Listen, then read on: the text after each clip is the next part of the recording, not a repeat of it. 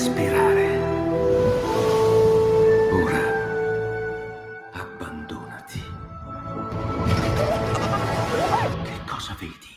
Luce, oscurità, l'equilibrio. È tanto più grande. È stato un risveglio. Hai sentito? Conosco una sola verità.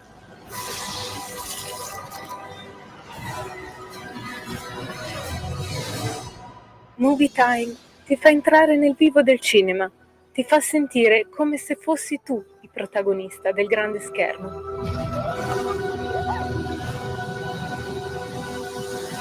Ogni sabato dalle ore 16.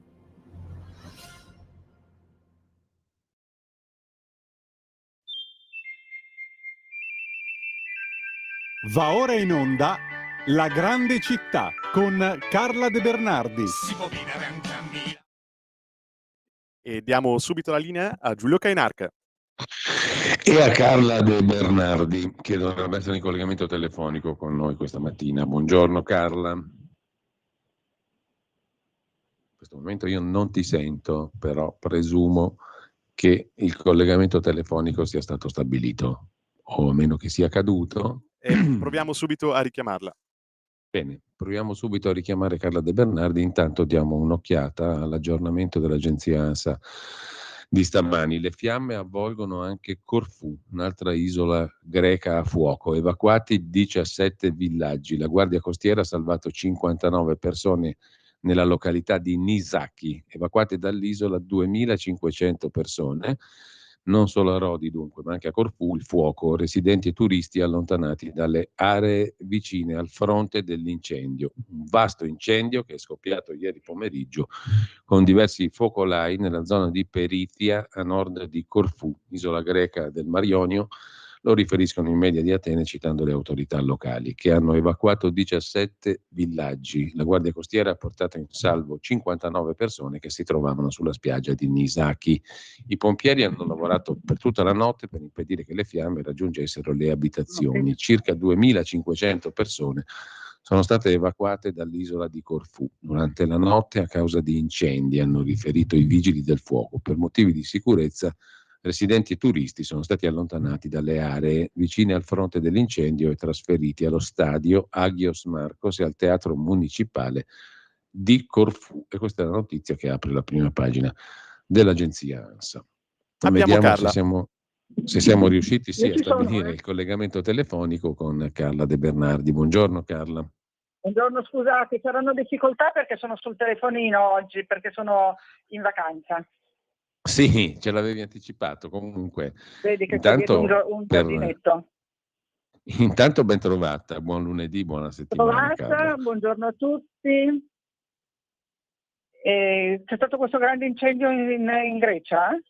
Sì, un'altra isola è andata a fuoco, sta andando a fuoco, Corfù, dopo Rodi. Dopo di Corfù che i miei bambini ci devono andare settimana prossima. Per il momento non ci sono tantissime notizie in più rispetto a quelle che abbiamo già dato. Le fiamme avvolgono Corfù, scrive le fiamme? l'agenzia ANSA. Sono stati evacuati ben 17 villaggi e 2500 persone sono state evacuate dall'isola questa notte a causa sempre degli incendi. Ma santo. Vabbè, detto ciò mi dispiace ovviamente, ma andiamo avanti. Di cosa parliamo oggi? Di che cosa ci parli oggi, Carla? Allora, oggi vi parlo di questo. Ho pensato di cambiare completamente. È la nostra ultima puntata per quest'estate? Ma direi di sì, se tu sei d'accordo, perché poi entriamo nel periodo di agosto, quindi sì. Poi direi che possiamo risentirci con calma a settembre, magari con qualche novità in più. Chissà se riprendiamo a settembre, dobbiamo parlarne. Ascolta, certo. Allora, oggi è il 24. Oggi è il 24 luglio. Domani, per me e per tantissima gente nel mondo, è una giornata molto importante perché è San Giacomo. San Giacomo è Santiago de Compostela, per capirci, no? Era un apostolo di Gesù, lui e suo fratello Giovanni, perché loro erano detti i figli del tuono, erano i preferiti insieme a Pietro di Gesù, tant'è che assistono alla trasfigurazione, sono all'orto dei Getsemani, e poi c'è tutta la storia di Santiago, fin tanto che viene decapitato, poi dopo compare i suoi resti al Campo delle Stelle, eccetera, eccetera, eccetera. Il 25 luglio lo si festeggia. Perché dico questo? Per introdurre un argomento milanese. A Milano noi abbiamo una delle più belle chiese di Milano, si chiama Santa Maria presso San Satiro. Tu la conosci, Sì, immagino, in via Torino? sì. Ecco, Bellissimo. come si chiama? Santa Maria presso San Satiro era uno xenodocchio. Xenodocchio vuol dire che era un rifugio dei pellegrini. I pellegrini, ovviamente quelli dello xenodocchio di San Satiro, presumo che andassero a Roma e non a Santiago, perché esistono in Europa, lo sai, non solo Sì. Europa, 3 città sante nel mondo. Una è Santiago de Compostela, una è Roma e una è Gerusalemme, ok? Nell'antichità chi voleva andare a una di queste 3 città non andava a prendere un volo Ryanair o un trenino alla stazione o la macchina, andava a piedi da ovunque partisse, cioè partiva dall'Austria, dalla Germania, dalla Polonia, dall'Inghilterra, da dove vuoi tu, e andavano a piedi. E quindi stavano via anni, non stavano via come facciamo noi pellegrini di Santiago un mesetto. Stavano via anni e facevano testamento perché sapevano che potevano non tornare e partivano.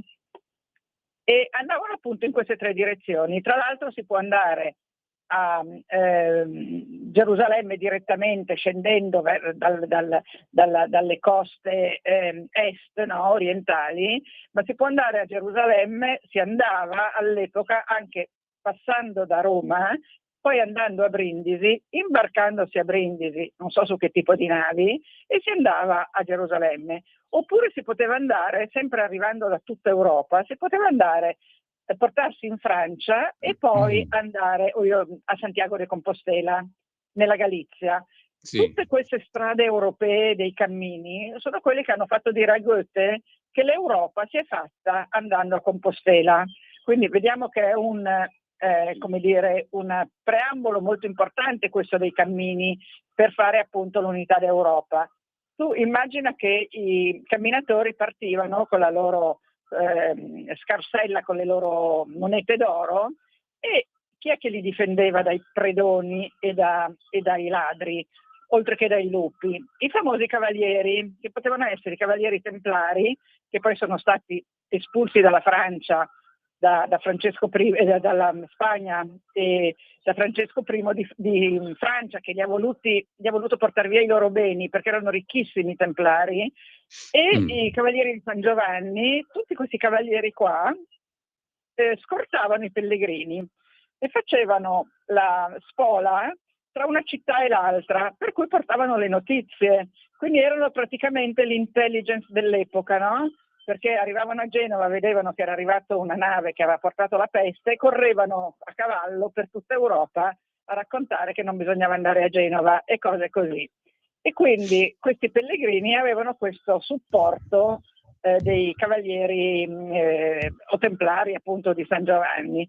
E quindi era tutta questa rete di informazioni e di comunicazioni che collegava tutta l'Europa, per cui appunto Goethe disse questa cosa qua. A Milano i pellegrini che passavano da Milano, che andassero a Roma, che andassero a Santiago, che andassero a Gerusalemme, dove vuoi tu, si fermavano in quelli che allora si chiamavano xenodocchi. Xenodocchio vuol dire xeno, no? Xeno è la radice che sta per straniero, no? Xenofobo vuol dire odio per lo straniero. E quindi lo xenodocchio di Milano, dove appunto si fermavano questi viandanti, chiamiamoli così, anche se erano proprio veri e propri pellegrini, perché noi oggi che andiamo a piedi in queste città delle volte ci definiamo viandanti perché non siamo pellegrini religiosi, però nell'antichità ci si andava per ragioni devozionali, no? E pellegrino, la radice di pellegrino è perager, vuol dire colui che viene dai campi, quindi lo straniero per l'appunto. I pellegrini si fermavano a San Satiro. E quindi adesso arriviamo a San Satiro, che era il tema milanese di oggi, che invito tutti i milanesi che non l'hanno visitata mai ad andare.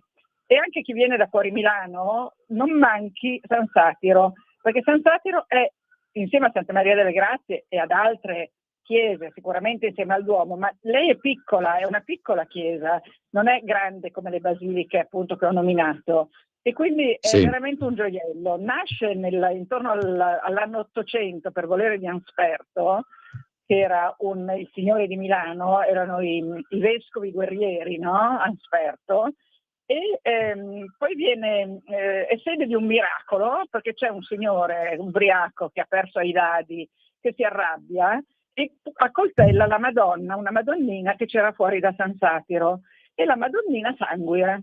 Quindi a un certo punto Ludovico il Moro, perché era stata voluta da Gian Galeazzo Sforza, San Satiro, ma Ludovico il Moro la ricovera all'interno della chiesa, prima era all'esterno, per evitare che qualcun altro massacrasse di nuovo la Madonnina. Questo qui si chiamava Massazio da Vigoldone, quello che la coltella. E comunque poi viene chiamato a fare la chiesa sul nucleo originale dell'Ottocento, e aspetta ti dico 876, viene chiamato Bramante, perché Milano nel Rinascimento era attrattiva come non mai. Cioè noi oggi diciamo che Milano è attrattiva, no? Però attrae turisti con le infradito, adesso sto scherzando. All'epoca attraeva Bramante, Leonardo, Petrarca, perché sono tutti venuti a Milano. Il Rinascimento milanese è stato un'epoca strepitosa, e durante il Rinascimento milanese il Bramante fa questa meravigliosa chiesa, che poi nell'Ottocento la facciata viene rimaneggiata, e quindi non è più la stessa, però ha ancora buona parte bramantesca. All'interno cosa fa il Bramante? Il Bramante, siccome la croce, la pianta della chiesa è a croce tau, quindi è una croce con un braccio lungo e due bracci corti, ma gli manca la parte superiore, che poi la chiesa tau, la croce tau è la croce di San Francesco, che è deliziosa perché sembra che danzi. Mancava la parte dell'abside. Allora il Bramante fa una finta abside che è famosissima, ed è in 97 centimetri, lui comprime quella che avrebbe dovuto essere l'abside di quasi 10 metri, di 9,70 metri per l'esattezza. Quindi comprime 9,70 metri in 97 centimetri. Da lontano tu vedi un'abside di 10 metri, man mano che ti avvicini scopri che quest'abside è dipinta, ed è quindi un esempio, forse il primo esempio di trompe-l'œil. E quindi lui inaugura appunto questo modo di rappresentare le cose che ingannano, no? Trompe vuol dire ingannare, è un trompe-l'œil, inganna l'occhio. Tu credi di avere di fronte una grande abside e hai di fronte uno spazio molto ristretto. Poi nella San Satiro c'è anche un gruppo in cotto molto bello di tale Agostino Fonduli o Fonduli che sia, che sono 14 figure, una sacra rappresentazione di 14 figure in cotto che rappresentano Gesù morente tra le braccia di Maria, ed è un'altra cosa meravigliosa. E quindi San Satiro va assolutamente visitata. È dedicata a San Satiro, che era fratello di Sant'Ambrogio, non tutti lo sanno, a Sant'Ambrogio e a San Silvestro. E quindi auguro a tutti una bella visita. Credo che sia aperto dal touring, e che quindi i volontari del touring ti permettono di visitarla, e se vuoi anche di avere una guida che te la racconta meglio di come l'ho raccontata io, perché ovviamente in 10 minuti più di così non vi posso dire, però mi sembrava giusto chiudere con questa bella chiesa e chiudere con Santiago de Compostela, che domani è il suo anniversario. Io mi ricordo di essere arrivata a Santiago la prima volta proprio il 25 luglio, che era una domenica, quindi era il cosiddetto anno santo jacobeo, perché quando l'anniversario di Santiago cade di domenica, quello è l'anno santo. Era il 2008 ed era l'anno santo, e quindi nella cattedrale di Santiago, che è una cattedrale medievale con una navata alta decine e decine di metri, in quel giorno, quando è l'anno santo, tirano su nella navata un gigantesco turibolo con delle corde che sembrano delle cime da transatlantico, tirano su questo gigantesco turibolo in cima alla navata e lo fanno ondeggiare, e questo emana incenso, e ti assicuro che quando sei di sotto col turibolo gigante che ti ondeggia sulla testa e tutto questo incenso, vai veramente in trance. Beh, Carla, io ti ringrazio perché come al solito hai concentrato in pochi minuti tantissimi stimoli, compreso questo di andare in San Satiro. Oggi è aperta fino alle 12, poi dalle 15 alle 18:30. Per chi naturalmente è a Milano o ci passa o ci capita oggi, è una cosa molto semplice perché è molto vicina al Duomo, tra l'altro in via Torino, poco più in là. Grazie Carla. Grazie a te, noi poi ci sentiamo per farci gli auguri privatamente. Certamente. Intanto Saluto anche un abbraccio Antonino, a Carla De Bernardi. Pellegrin, tutti gli amici di Radio Libertà, io saluto tutti gli ascoltatori e alla prossima. Grazie Carla, grazie davvero a Carla De Bernardi, ci risentiamo poi dopo di agosto, con settembre. Ciao a tutti. Avete ascoltato La Grande Città con Carla De Bernardi.